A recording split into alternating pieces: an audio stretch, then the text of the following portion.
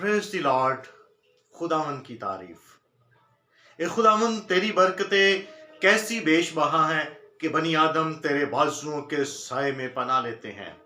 मैं खुदा का फर्जंद पास्टर आशर सलीम एक बार फिर आपकी खिदमत में एक नए मौजू हकीकी बरकत क्या है के साथ हाजिर हूँ। इससे पेशतर कि हम अपने मौजू की तरफ आएं, मैं आप लोगों के सामने एक वाकया रखना चाहता हूँ। एक वर्ल्ड कॉम्पिटिशन्स ऑर्गेनाइज किया गया जिसमें पूरी दुनिया के आर्टिस्ट को बुलाया गया कि एक ऐसी तस्वीर बनाएं जिसमें अमन और सुकून हो। दुनिया भर से आर्टिस्ट आए और किसी ने सूरज के तालू होने का मंजर अपनी तस्वीर में बनाया, किसी ने सूरज के गरूब होने का मंजर उसमें बनाया जिसमें खामोशी है, सन्नाटा है। किसी ने दरिया के पानी को साकित, किसी ने फूलों को, उसमें नदी को साकित करके दिखाया।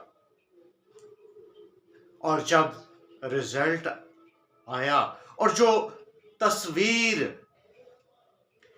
फर्स्ट प्राइज के लिए लगाई गई, उसको देखकर तमाम लोग चौंक गए।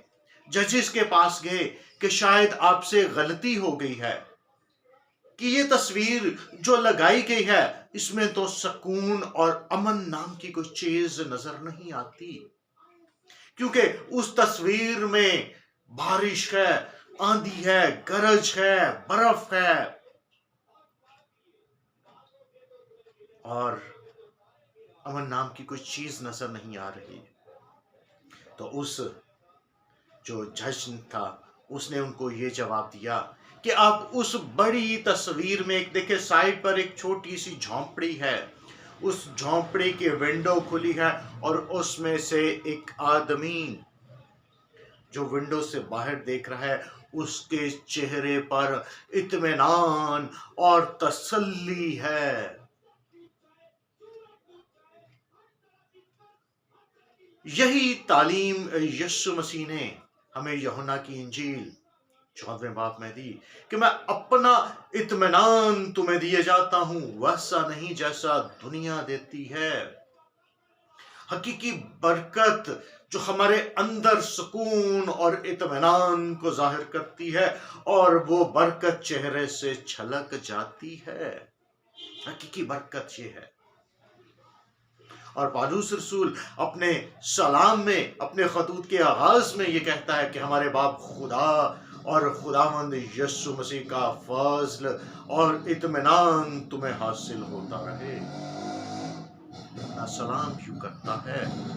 और इफसियों पहले बाब में हमारे खुदावंद यीशु मसीह के खुदा और बाप की हम्द हो जिसने हमको मसीह में आसमानी मुकामों में हर तरह की रूहानी बरकत बख्शी है। उसने हमें आसमानी मुकामों में रूहानी बरकत बख्शी है। अक्सर लोग नाजायज तरीके से मंशियात फरोश, शराब फरोश, धोखाबाजी, फ्रॉड से बहुत सारा रुपया पैसा जमा कर रहे होते हैं और लोगों को ये बतला रहे होते हैं कि खुदावन का शुक्र है, बहुत बरकत है, लेकिन जिंदगी गम में है, दुख में है, परेशानी में है, टेंशन, डिप्रेशन, बीमारियां, दुख हैं। तो ऐसी बरकत हमारे खुदावन की तरफ से नहीं हो सकती। अगर हम तराजू के एक पलड़े में घर, रुपया पैसा, गाड़ी और जरूरियात जिंदगी की तमाम ऐशो इशरत की चीजों को डाल दें तो वो पलड़ा नीचे जाएगा और दूसरा पलड़ा ऊपर आ जाएगा। तो कभी कभी शैतान भी हमें बहुत सी दुनियावी चीजें देकर हमें दबाकर हमारे ऊपर अपना कंट्रोल कर लेता है।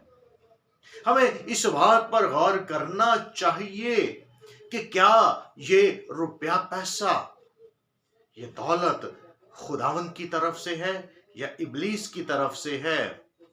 ہم امثال 10:22 میں دیکھتے ہیں کہ خداوند ہی کی برکت دولت بخشتی ہے اور اس کے ساتھ وہ دکھ نہیں ملاتا۔ جو برکت ہمیں خداوند کی طرف سے روپے پیسے کی صورت میں ملتی ہے، اس میں دکھ نہیں ہے، اطمینان ہے، تسلی ہے، خوشی ہے، شادمانی ہے، بحالی ہے، برکت ہے۔ تو حقیقی برکت ہماری سلامتی ہے، امن، سکون، شفا، بحالی، صحت یابی ہے۔ تو خداوند سے ہم اپنی زندگی میں اس کی تسلی اور اطمینان کو مانگے، جو یسوع نے کہا میں اپنا اطمینان تمہیں دیے جاتا ہوں، ویسا نہیں جیسا دنیا دیتی ہے۔ تو ہمیں حقیقی برکت کی ضرورت ہے کہ ہم ذہنی طور پر، دلی طور پر اطمینان اور خوشی میں زندگی گزاریں اور خداوند کا شکر بجا لائیں۔ خداوند آپ کو برکت دے، آمین۔